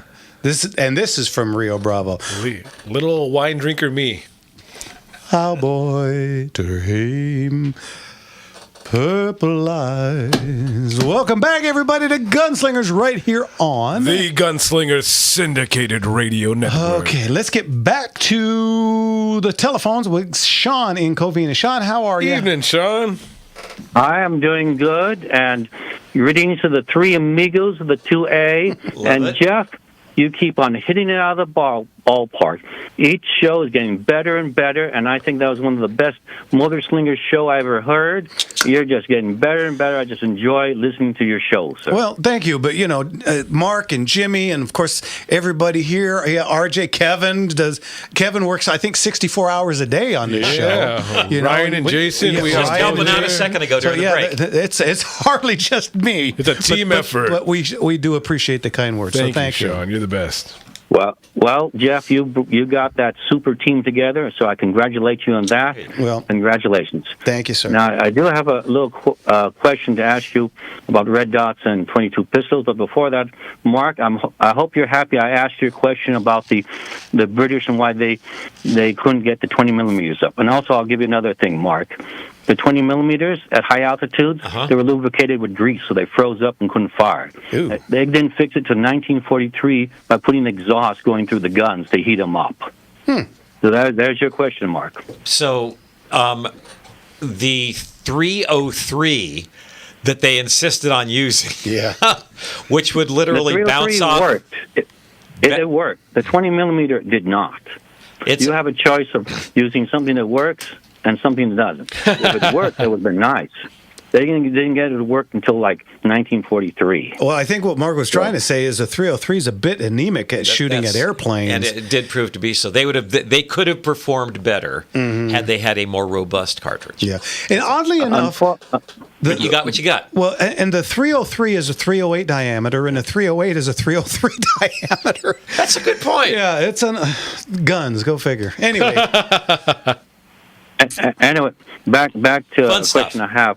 Now, Jeff, I was introduced to red dots, and I love them, and I find they're pretty good. But I'm thinking, because 22 pistols are the self-loading ones are very finicky, and I'm just thinking, with your experience, does adding that weight compromise the reliability of the 22? Because as we know, they are finicky. You're adding more weight. While if you have a heavier gun or a different gun that isn't as finicky, is there any problem with that?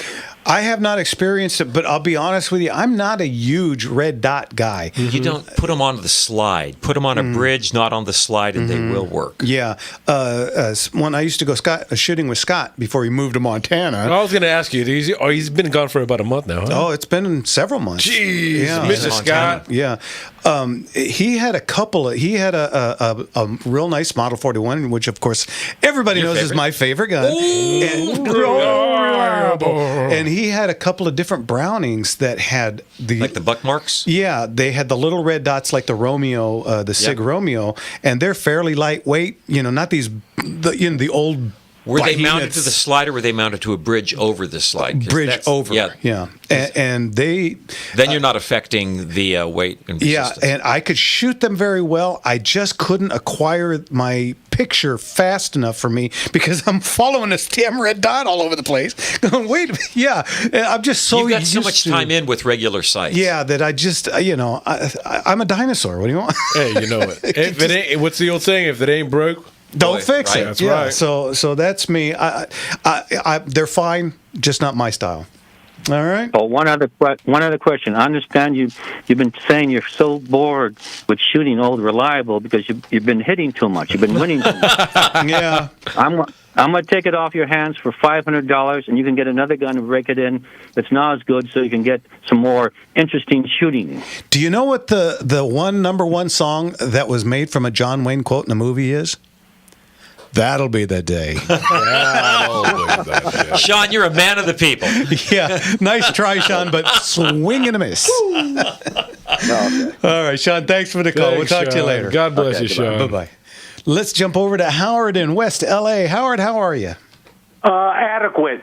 Or I'm not dead yet. Okay, fair enough. What can we do for you? Do you sell Ruger... There are 1911 in 45. No, because they're not on the California compliant list. Oh, yeah. So the only way I got a bunch of Ruger magazines, 10 Ruger magazines, and they don't fit into my government 45s. Oh, no kidding. So that was I was figuring I could bring it down to you.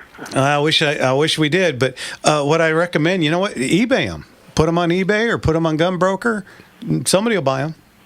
Why don't you just take them when I can get down to you? Come on down. We can help them out at militaryba.com. Yeah. There you go. Yeah, Brent. I don't do internet sales. I don't. I just want to go legal. And I got to wait. I also want to buy some magazines that fit in my pistol. Understood. Well, bring them on down. We'll take care of it. Absolutely. I got to wait till I get the paperwork so I can turn over the information to the Gestapos in Excremento on 2 of my weapons that I bought private 30 or 40 years ago. Understood. Yeah. Okay. Oh, I got something about Val Kilmer. Go ahead. Hit us. He was in a movie called Top Secret. Oh, one of my favorites. Old movie. Yeah. Because when he's told that the mine is going to be released a week from next Thursday, he sucks in his breath and says, "But that's Simchas Torah." And then when he says it to the partisans, which are a mixed race group, you got Japanese, Mexicans, black people, everybody, even white, and he says they're going to release the weapon a week from next Thursday, and they all suck in their breath and say, "But that's Simchas Torah." My favorite. I had to make my father listen to that. What's this, Dad? My favorite part of that movie is some of the songs. Skeet surfing, it's all right. Okay, Howard, thanks for the call. We'll talk to you later. Thank you. Bye-bye.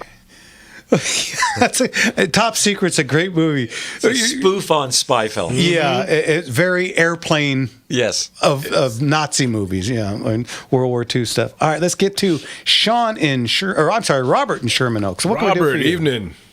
How are you guys doing? Good. Great. Good and better talking to you. Well, you too, Mark. Nice to talk to you. I just got my first issue of California Rifle Business Association magazine. Wonderful. Right, Jimmy? It's awesome. It is. Thank you. And you know what? I sat there, became a member because I was at Jeff. I was at one of your auctions, and I didn't want to wait in line. So I'm like, this line's too long. I became a 5-year member or something. I should have become a life member like NRA. Hey, but next auction. Yeah. Well, I missed the last one because I purposely am like, I can't go. Well, you missed a heck of an auction. I know, but it's called restraint. What's that? So, Saving up for the September. That's what's going on. I have none. Explain this to me. Yeah, I know. The last auction I walked out with 6 firearms from you, and I still haven't fired any of them. Oh, I remember, Robert. I remember. Yeah. Yeah, I bought that obnoxious AR, clip-fed shotgun.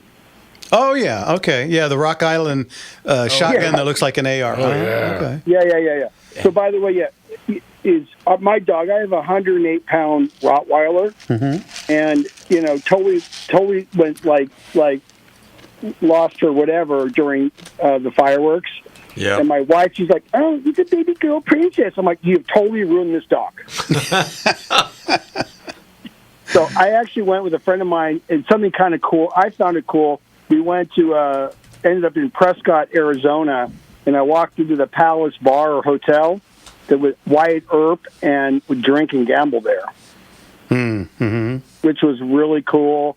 Apparently in 1902, the hotel caught on fire, and the Cowboys dragged the 60-foot bar out on the street, so they had somewhere to drink. Got to respect that. Save yourself. Save the bar. And literally the bar's still there. So I'm like, okay. I sat down and had a drink. It was really good. Very cool. I went to Jermaine and Sedona and stuff. Beautiful. And but you guys are really awesome. I'm going to be calling you, Jeff, because there's something in your September 13th auction, but I won't be here, and I want to talk about how. Oh, you can do phone bid or something like sealed that. bid or phone bid. Either way works. Hey, if you're a phone bidder, I'll be there. Maybe I'll get you. I want an artillery Luger, and I see one here on page 5, and I'm like, I want one of those. You should have one. 'Cause my dad, I kept his house in Vegas and stuff, and I have a lot of stuff there, and he has like drum rounds for these things, but it won't fit any of his Lugers. So okay, all right, Robert, we're coming up about a hard break. We'll talk to you soon. Give me a call, and we'll get you set up for either phone bid or seal bid. Also, real quick, Mark. Yep. Jeff, I live in L.A. Is that Mark used to be associated with American Gun. Where did they go? That store has closed down for all time. One of the people that worked there is going to be opening a store in Glendale around the end of this month, and the former owner now lives in North Carolina. Okay, Right. that was I'd walk in and that was close. No disrespect, Jeff. You're quite far out there. Mm-hmm. Mark would be there on Tuesdays and go in and we'd shoot the stuff, and right in there I'm like, what happened? Yeah, there you go, Robert. We got to go. Thanks for the call. God bless all of you. Thanks. Same to you. Bye-bye. All right, you're listening to Gunslingers right here on the Gunslinger Syndicated Radio Network, and we're going to listen to Aha. We still This got is a great calls. tune. Oh. I wonder if he's still singing that high note. No freaking way. Can you say auto-tune? I don't think that knob goes that far. It goes to 11. Yeah. That one have to go to 13. Can you imagine? How do you do the reunion tour? And just for fun, name me their other hit. That would be 0.0. Take on me the extended version. Yeah, the hour and 40 minutes. Take on me. But you know what? If you've got one that's big, that is that big. Yeah. Maybe an octavizer? You need one. Hit those notes? Holy cow. Man, I couldn't hit it on my best day anyway. No, not even getting sucked in the you-know-what.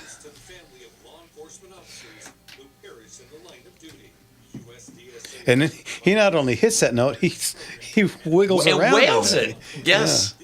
Yeah. Dang. And the video, honestly, one of the best videos. Yeah, very interesting. Not just of the 80s, but one of the best ever. We have John in Maryland. Go, John. Ed in Riverside, and Captain Rick. And, of course, I'm sure we'll hear from Brent in L.A. I'm hearing this voice, and I'm thinking, is this me? Definitely not me, but it sounded like me for a second. I was like, what the hell's going on here? I don't remember doing that.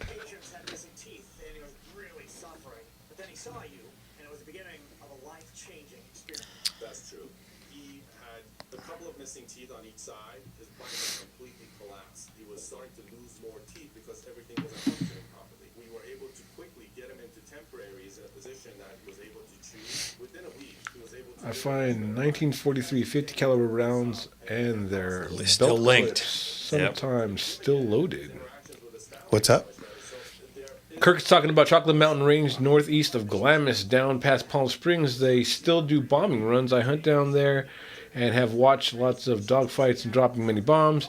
I find 1943 50 caliber rounds and their belt clips sometimes still loaded. They trail down there, I think. Don't want to be shooting those. Those are still fulminated mercury primers. Man, no thanks. Handle with care. Yeah. Well, I mean, if they've been out in the weather, they're probably not going to go bang. But No, I'm just saying fulminated mercury. Just handle with care anyway. Start rotting your barrel before the barrel's out, before the bullets left it. Yep. It's a really interesting growth, all that rust going down your bore. Following the bullet out. The British aircraft, again, those 303s were just dreadful, especially against fighter planes, because once they started armoring... It's cockpit or nothing. Yeah. Yeah. But the British also had normally carbureted engines for the first several years of the war. And you know what happens to a carburetor with a float bowl? Oh, when you yeah. do that? Oh, yeah. And the Germans, who had fuel-injected engines, could do all kinds of aerobatics, and they knew if you got a guy on your tail, bang hard left. Because he's got a fuel injection engine sitting under his hood. I fell in love with you, heart and soul. The way you move me to gladly. Yeah. Held me tight. Held me tight. Held me tight. Held me tight. Held me tight. Held me tight. Held me tight. I stole a kiss there in the night. Heart. So welcome back, everybody, to Gunslingers right here on the Gunslingers Syndicated Radio Network. And let's get back to the phones and all the way across the country to John in Maryland. John, how are you? Thanks for joining us, John. Thanks for taking the call, guys, and it's always nice to talk to you. I just heard you guys about the RV and traveling and all that. Would it be okay to make a recommendation on two very reputable sources for that type of information that would be helpful to everybody? Please. Okay, so the first is written by a lawyer, and the book, it's a booklet, comes out every year. It's called The Traveler's Guide to the Firearm Laws of the 50 States. And it's like $15 or whatever, and you could also get it in like a PDF. But it's really helpful. It's kind of a thin book, but it has information for every state. And then I think Jimmy's referred to this next resource several times, handgunlaw.us. I'll say it again, handgunlaw.us. Yes, sir. Is outstanding. It'll tell you what states are constitutional carry and what states will honor your permit. Like if you have a permit from state A, it'll list all the states that will be permitted or honored by your permit. And two of the most important things are it will kind of list out, are all the laws just state laws or is it also local laws? Like a state like Virginia, a lot of local jurisdictions have many additional laws to whatever the state laws, and like a state like Nebraska, it's mostly all state law. Mm-hmm. And the most important thing I could say is in handgunlaw.us, it'll say whether the state you're in is a must-inform state. That is, let's say you're going through Nevada. I don't know the answer to this question, but a state either, if you're traveling through Nevada, you get stopped by the cops. You either need to tell the cops, "Hey, I'm carrying," or "I have a gun in my car," or you don't. Mm-hmm. So they'll kind of lay that out. Those are the most cogent pieces of information I could share. And Handgun Law is great. Handgunlaw.us is great, as well as that book, Traveler's Guide to the Firearm Laws of the 50 States. I don't have any association with any of them. I don't make any money from them, but they're just two good resources. All right, very good. Hey, we're all about information here. Thank you so much. We appreciate it, John. Absolutely, As John. always, thanks for the call. That's a good call. Thanks, guys. Take care. Bye-bye. Yeah, $15 is a lot cheaper than the attorney. Yeah, and I use that site for checking reciprocity between states and all that, making sure that any of our, especially our callers out there, listeners out there, need to know if they're going to be traveling. That's a great resource right there. So thank you so much, John. Know before you go. Hey, our friend Captain Rick out at the marina. Hey, how are Captain. you? Ahoy, Captain Rick! Hey, good evening, guys. I wanted to let you know that it's a lot more fun to have an attorney. So, A lot more you know the only thing that grows in Phoenix? What is it? The crime rate. Ooh, ouch. That's because so many Californians are moving there. Yeah, I tell you that it's hot. I do VIP security periodically. I run the attorney service for ages. And I was once at a rest stop in Arizona. It was a couple years back. In California, they had like an RV. I got out of the car. There was someone following behind me that no one knew about. It was a VIP going from L.A. and had business right outside of Phoenix. So they called the Arizona police. I don't know how they did it because those rest stops, they're not, they're not crowded but those chippers, I don't know what you call the Arizona highway patrol. Appers. Yeah, appers. Appers. Appers and bananas. There's an app for that. Yeah, they came out so quickly, and they were very nice, very polite, very professional. Just told me to go. But I wasn't playing around. I don't even know how they saw it because I usually have a light jacket, even though it gets hot out there. But they're very good and they're very professional. And they took my ID and but it was an L.A., a California plate, and they complained. They saw me. We were resting, and we had a little lunch, sat at the benches. Those places are very nice. Arizona, those rest stops. If you drive, I encourage everyone, stop at the Arizona. They're always clean. They always have the beautiful signs on what the foliage and what lizards are out there and what snakes. So it's kind of a lot of fun. But, I gave you guys an incredible plug. I help sponsor the NRA Members Council. Every year we do a big function, 40 to 50 people every year at Oak Tree. So we had a young Republican. It was a firearms introduction, mostly first-time firearms owners, or those that would like to be. We do it every year, about 40, 50 people. And at my intro, I said the most important thing in the safety seminar is to listen to the Gunslingers Hours on Sunday. Thank you, Captain. I tell them all your questions. Call them up because those are the guys, and they were all excited. This is a radio show on guns. I said, absolutely, but I do that every year, and I really enjoyed the first segment. That was fantastic. A little while ago, that was a fantastic segment. And if you watch John Wick, he's got a revolver that he uses in the movie. Okay, that shoots upside down, and it's got like 60 rounds in it. Never ending. Those things that you learn from the movies, I tell you. Great segment, but you guys are fantastic, man. Really appreciate the show. Well, thank you, sir. Appreciate it. And, what's the John Wick? Because what is there, 4 of them now?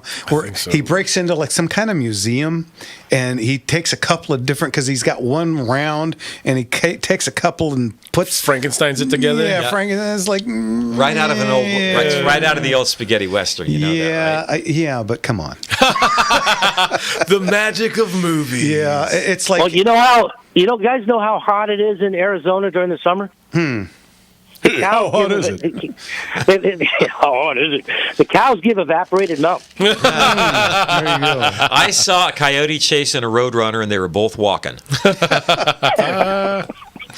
Oh, my goodness. All right, you guys are awesome. The show's fantastic. Thank you. I do have a question for you. Go ahead. This is a burning question. If someone has a legally obtained, legally owned, off-roster firearm in the state of California and wants to auction it through you or to sell it, can you get a legally owned off-roster California gun if someone's in California and they legally own it? Yes, absolutely. Absolutely. As long as it's already here and it's already been gone through the paperwork, then they can bring it into me and we can sell it for them. Absolutely. Let's go. And it's not one of the banned long arms. Correct. Yeah, as long as it's not something that's illegal to own in California, like the Mac. What was that? The old Mac 10 or the ones they named by name. The one that Lana always used in Archer. What was that? Tech 9s. Tech 9, there you go. Those things, we can't sell those. But if they have, they've got like a Smith & Wesson Model 29, the most powerful handgun in the world, and they want to sell it, it's not on roster, but they can bring it to us, and we can sell it as a private party transfer. Sure can. All right. All legal. Good to know, man. Okay, great show. Thank you, sir. We'll talk to you later. Thanks, Rick. Bye-bye. Okay, let's jump over to Ed in Riverside. Ed, what can we do for you? Evening, Ed. Welcome back. Well, good. Thank you. I hope that you all had a great, wonderful, blessed Independence Day celebration. Likewise, 249 years. Next year is a big 250. That's we're getting up there, huh? Well, the scary part is I remembered the 200. Yeah. Go ahead. I had a point of information that at the beginning of this hour there was a man who called you and was talking about air rifles, and he mentioned Gammo, and I would like to put in a pitch for Sig Sauer. They make a nice break barrel. They make a pair of them. One's in 177, the other in 22, and they make them entirely in the USA. And they're the only ones that I know of that are anymore. Yes, sir. Well, so I think on our... Go ahead. No, please. No, you started to say they're on. I think the last time we were mentioning the air rifles, and someone asked which ones were the best ones. I think I named after actually the last two, the 6 Hour and that Gammo. I think they were in the top 3 right there. I think those were 1 and 2. So yeah, you got it right on the head. Okay, well, thanks. As far as Independence Day goes, I went out. I'm in Riverside, so they shoot fireworks from Mount Rubidoux, and every year they set it on fire, and this year was no different. Oh, geez. Southern California is a tough market for fireworks. Yeah. Well, they close it, and but it's still we had some rain in the spring. It's got some dry weeds up there, and they shot one that was kind of shaped like a weeping willow, and it drooped down, and I saw a number of those droops go below the horizon. I said, okay, there's our fires for the evening, and I counted 3 from that one. 3 from 1, geez. We are seeing more and more drone shows, which kind of like this. They lack the snap and sizzle and excitement. They also lack the fires. What's a drone show? They put 10,000 colored LED emitting drones up into the air, and they do flags and stars and stripes. It can be visually very expensive, visually very impressive. Yes, but it's also kind of quiet and subdued. Yes. All I'm going to say is this. I saw a cool one. It was actually it looked like a 1911 magazine was being put in, and it was firing a projectile out. So it actually see that. That looked pretty cool. Yeah. I was like, that's pretty American right there. Yeah, that was pretty cool. But for the most part, oh yeah, all right. It's like watching it on mute. Come on. Yeah. All right. Yes. Yeah. Okay. And as always, thanks for the call. We'll talk to you later. All right. You're welcome. Thanks you. Bye-bye. Thanks, Ed. I love that. Yeah, we have some of the best callers here, I'm telling you. But yeah. Yeah, I saw that. I think I saw that on Facebook. I think I did too. And I was like, that's okay. If they're going to do a drone show, make it cool. Make it a transformer up there or something. Show me something cool. The fireworks always descend, and so whatever it was is only there for a moment. But the drone shows, they can. I don't know. That's kind of cool. I want to say one more thing real quick. Collectively, we know a lot of stuff. Nobody knows more about law, especially firearms law in California, than you do. I mean, just handling stuff like that. But we don't know everything. No. And it's really cool when our listening audience adds to the body of knowledge for the betterment of everyone. We appreciate the heck out of that. That's y'all. everyone listening, everyone watching us on the internet. And here's 2 crazy facts. Number 1, this is one of my favorite songs. Number 2, we're coming into the last segment already. You're listening to Gunslingers. Speed Radio. We'll be back right after this. Dancer in my head. This is one of my favorite songs as well. Absolutely. Just a great song. Yep. And then getting that spot on Almost Famous just solidified it. Yeah, made it even more so iconic. And there's Brent from LA. Hey, last segment, guys. Before you guys leave the streams, make sure hit the like button on if you're watching on YouTube, Rumble, on Facebook. Make sure hitting it, and if you have the time right now, go ahead and share it. Make sure we're getting it out there. I love you guys. And if you don't, real easy. You're a dirty, double-crossing, yellow-bellied, two-frammed glam slammer. That's some really good Old West gibberish there. Shake harder, boy, shake harder.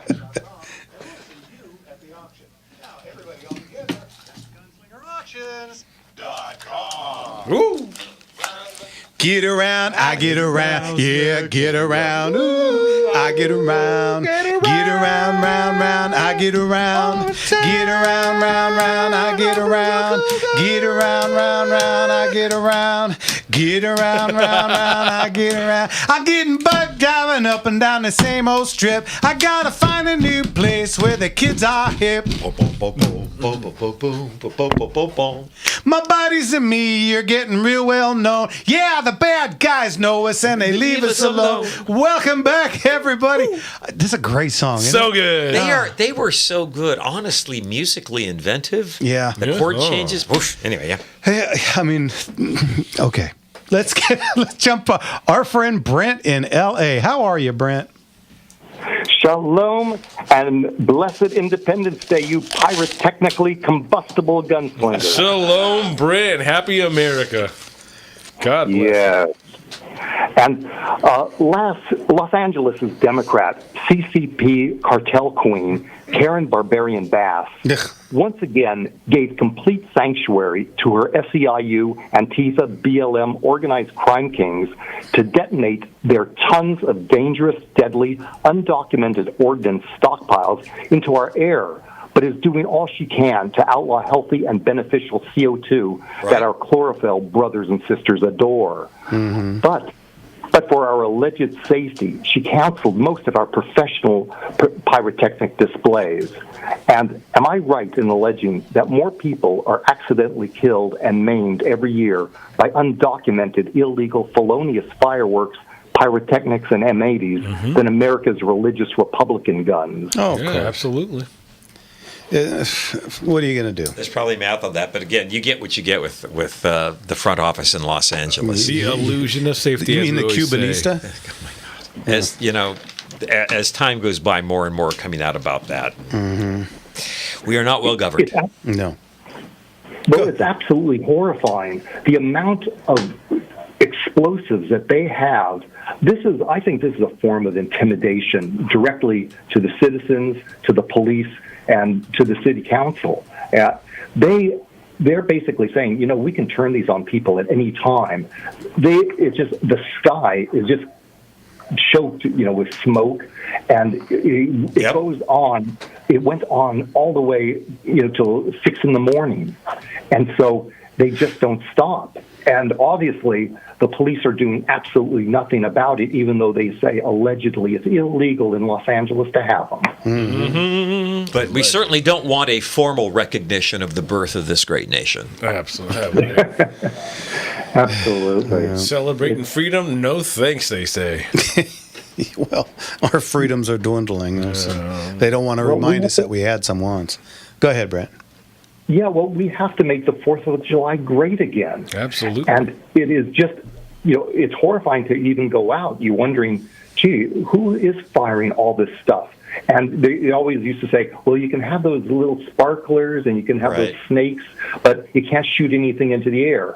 Well, I just kept, the whole city was rumbling and rumbling with, skyrockets. It was amazing. Yeah. Norco is the same. We literally have more horses in Norco than we do people, and you'd think people would be smart enough to realize. Horses have to be freaking out. 2 years ago on New Year's Eve, I lost a horse to fireworks. Yeah, he freaked out so bad in the stall, he broke his own leg trying to escape, and we had to put him down. And it was a beautiful horse, and it's just a damn shame. Inexcusable, and I think that's intentional. They know this is intimidation. This is extortion. This is a sign to us. We're in control, and we need to have Trump come back and bring the Marines, bring the National Guard, and just make the city sane again. I'd buy a ticket. Yes, sir. Come on, you're not. There's no riots. Tell me the lie. Yeah. All right, Brent. As always, thanks for the call. Thanks, Brent. Thank you. Bye. Talk to you later. Always a good call. Always great. Always great. Love that guy. Well, I don't know. We got about 6 more minutes, I think. What do you want to do? What's new with you guys? Hey, you know what? Did you have a good 4th? Yes, we did. I did. We got to do that worst shots in the movies thing. Let's set that up next week. Yeah, when we were talking about that, you know what come to mind? Band of Brothers is such a great series.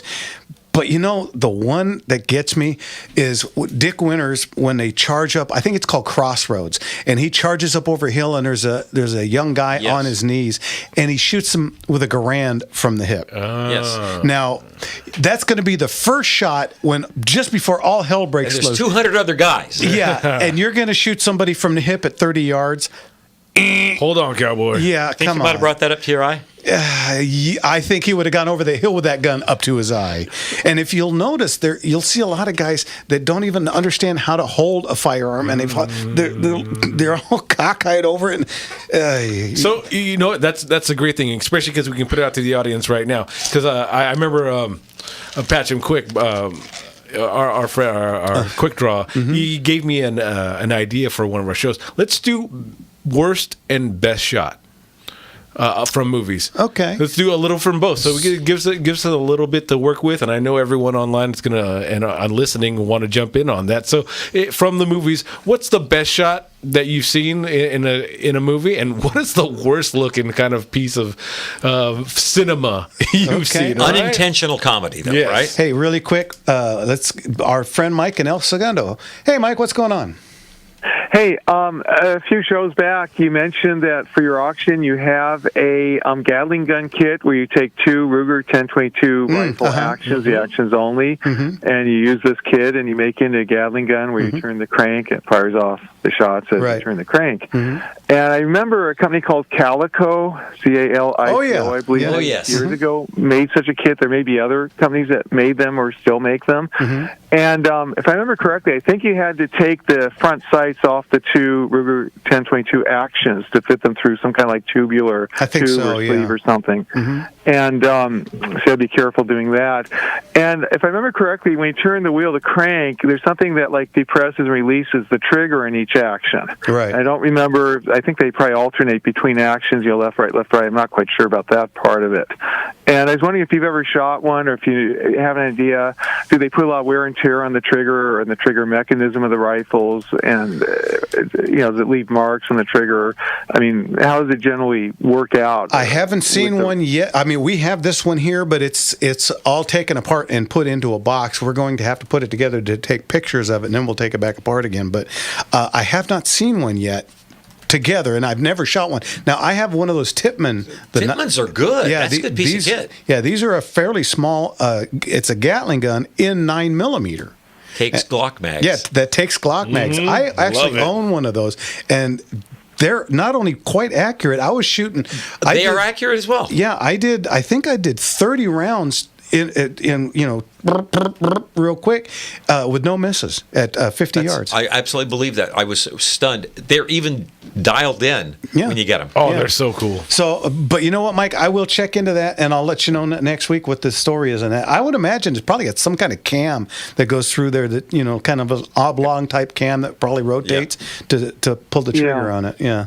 And then also, I don't recall for sure, but I seem to remember there might have been a Gatling gun kit for the Ruger Mini 14 or the Mini 30. I don't quite remember that part so many years ago. Do you know if there were Gatling gun kits for those? I don't remember one for those. Well, I wouldn't put it past anybody, because I remember there was a single kit that you could put on a 10/22 for a while. It was just a crank on that you would sit on the side, and it's a cute idea, but you're just burning ammo. That's the problem with these Gatling guns. Exactly, just like with the full automatic or selective firearm. Same thing. Now, I remember I used to go at the Raw Hoggies Shooting Sports Fair. They used to have this big Gatling gun, real big one on like wheels. And I actually paid to shoot that once. If I remember correctly, it was like a stick magazine. It might have gone up vertically on the top of the gun. That's how it goes. And that was a lot of fun to shoot. You turn the crank, and was it 45-70? I'm trying to remember what the ammo was. It was 45-70. That was a lot of fun. Yeah. And then I also shot a 50 caliber BMG semi-automatic. If I remember correctly, a semi-automatic firearm that had Hebrew letters stamped in it. I asked about that, and the guy told me that I think it had been used in one of the Israeli wars, either the 6-Day War. It might have been the 6-Day War, I think, which was those wars with Israel. It's amazing they survived. God is absolutely on the side of Jews in Israel. I mean, there's no way that they could survive these wars with all these surrounding Arab countries coming down on them to destroy them and murder them and throw them into the ocean. So it's just amazing. And that gun was a real piece of history. It was just amazing. Sure. Yeah, I own one of those. The Modus. No, it's a modified, but it's a semi-auto only. I don't have it in California because you can't. No. Mine's over at our friend of ours over in Arizona in a gun safe. But very cool gun. gun. And you know what, Mike? We got to go. It's coming to the end of the show. No problem. We'll Okay, talk to God you. bless. Bye-bye. Always good. God bless you, Mike. Always good hearing from Mike. There was something else I was going to say.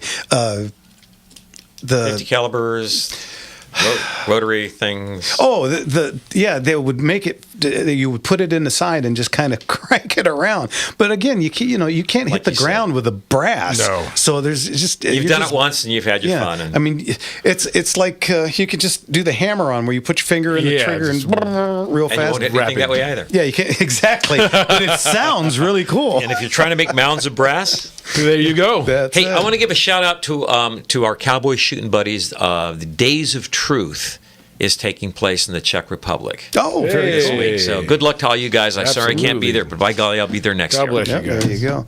And boy, what do we got going? We're just about done with September. September already. Yeah. So remember a week or so ago, and you're saying, "Oh, thank God that one's over." Yeah, it's the next one already. Yeah, September catalog. We're about halfway through that, and we're booking stuff now for December. That's what we were just talking. If you guys got anything you want to get in, get it to me soon. Before the end of the year, folks. Sooner the better. Yeah. Do you have a drop date for the catalog? Because that's always fun viewing. It's always about 30 days prior. There you go. All right. There's the old music on the wall, folks. That means thanks, everybody. Time to go home. Thank you, guys. We'll see you guys next week, and don't forget to smile. Just a little curve sets a lot of things straight. Yes, sir. Thank you, Leon. We'll see you guys next week. God bless you guys. Love you. Goodbye.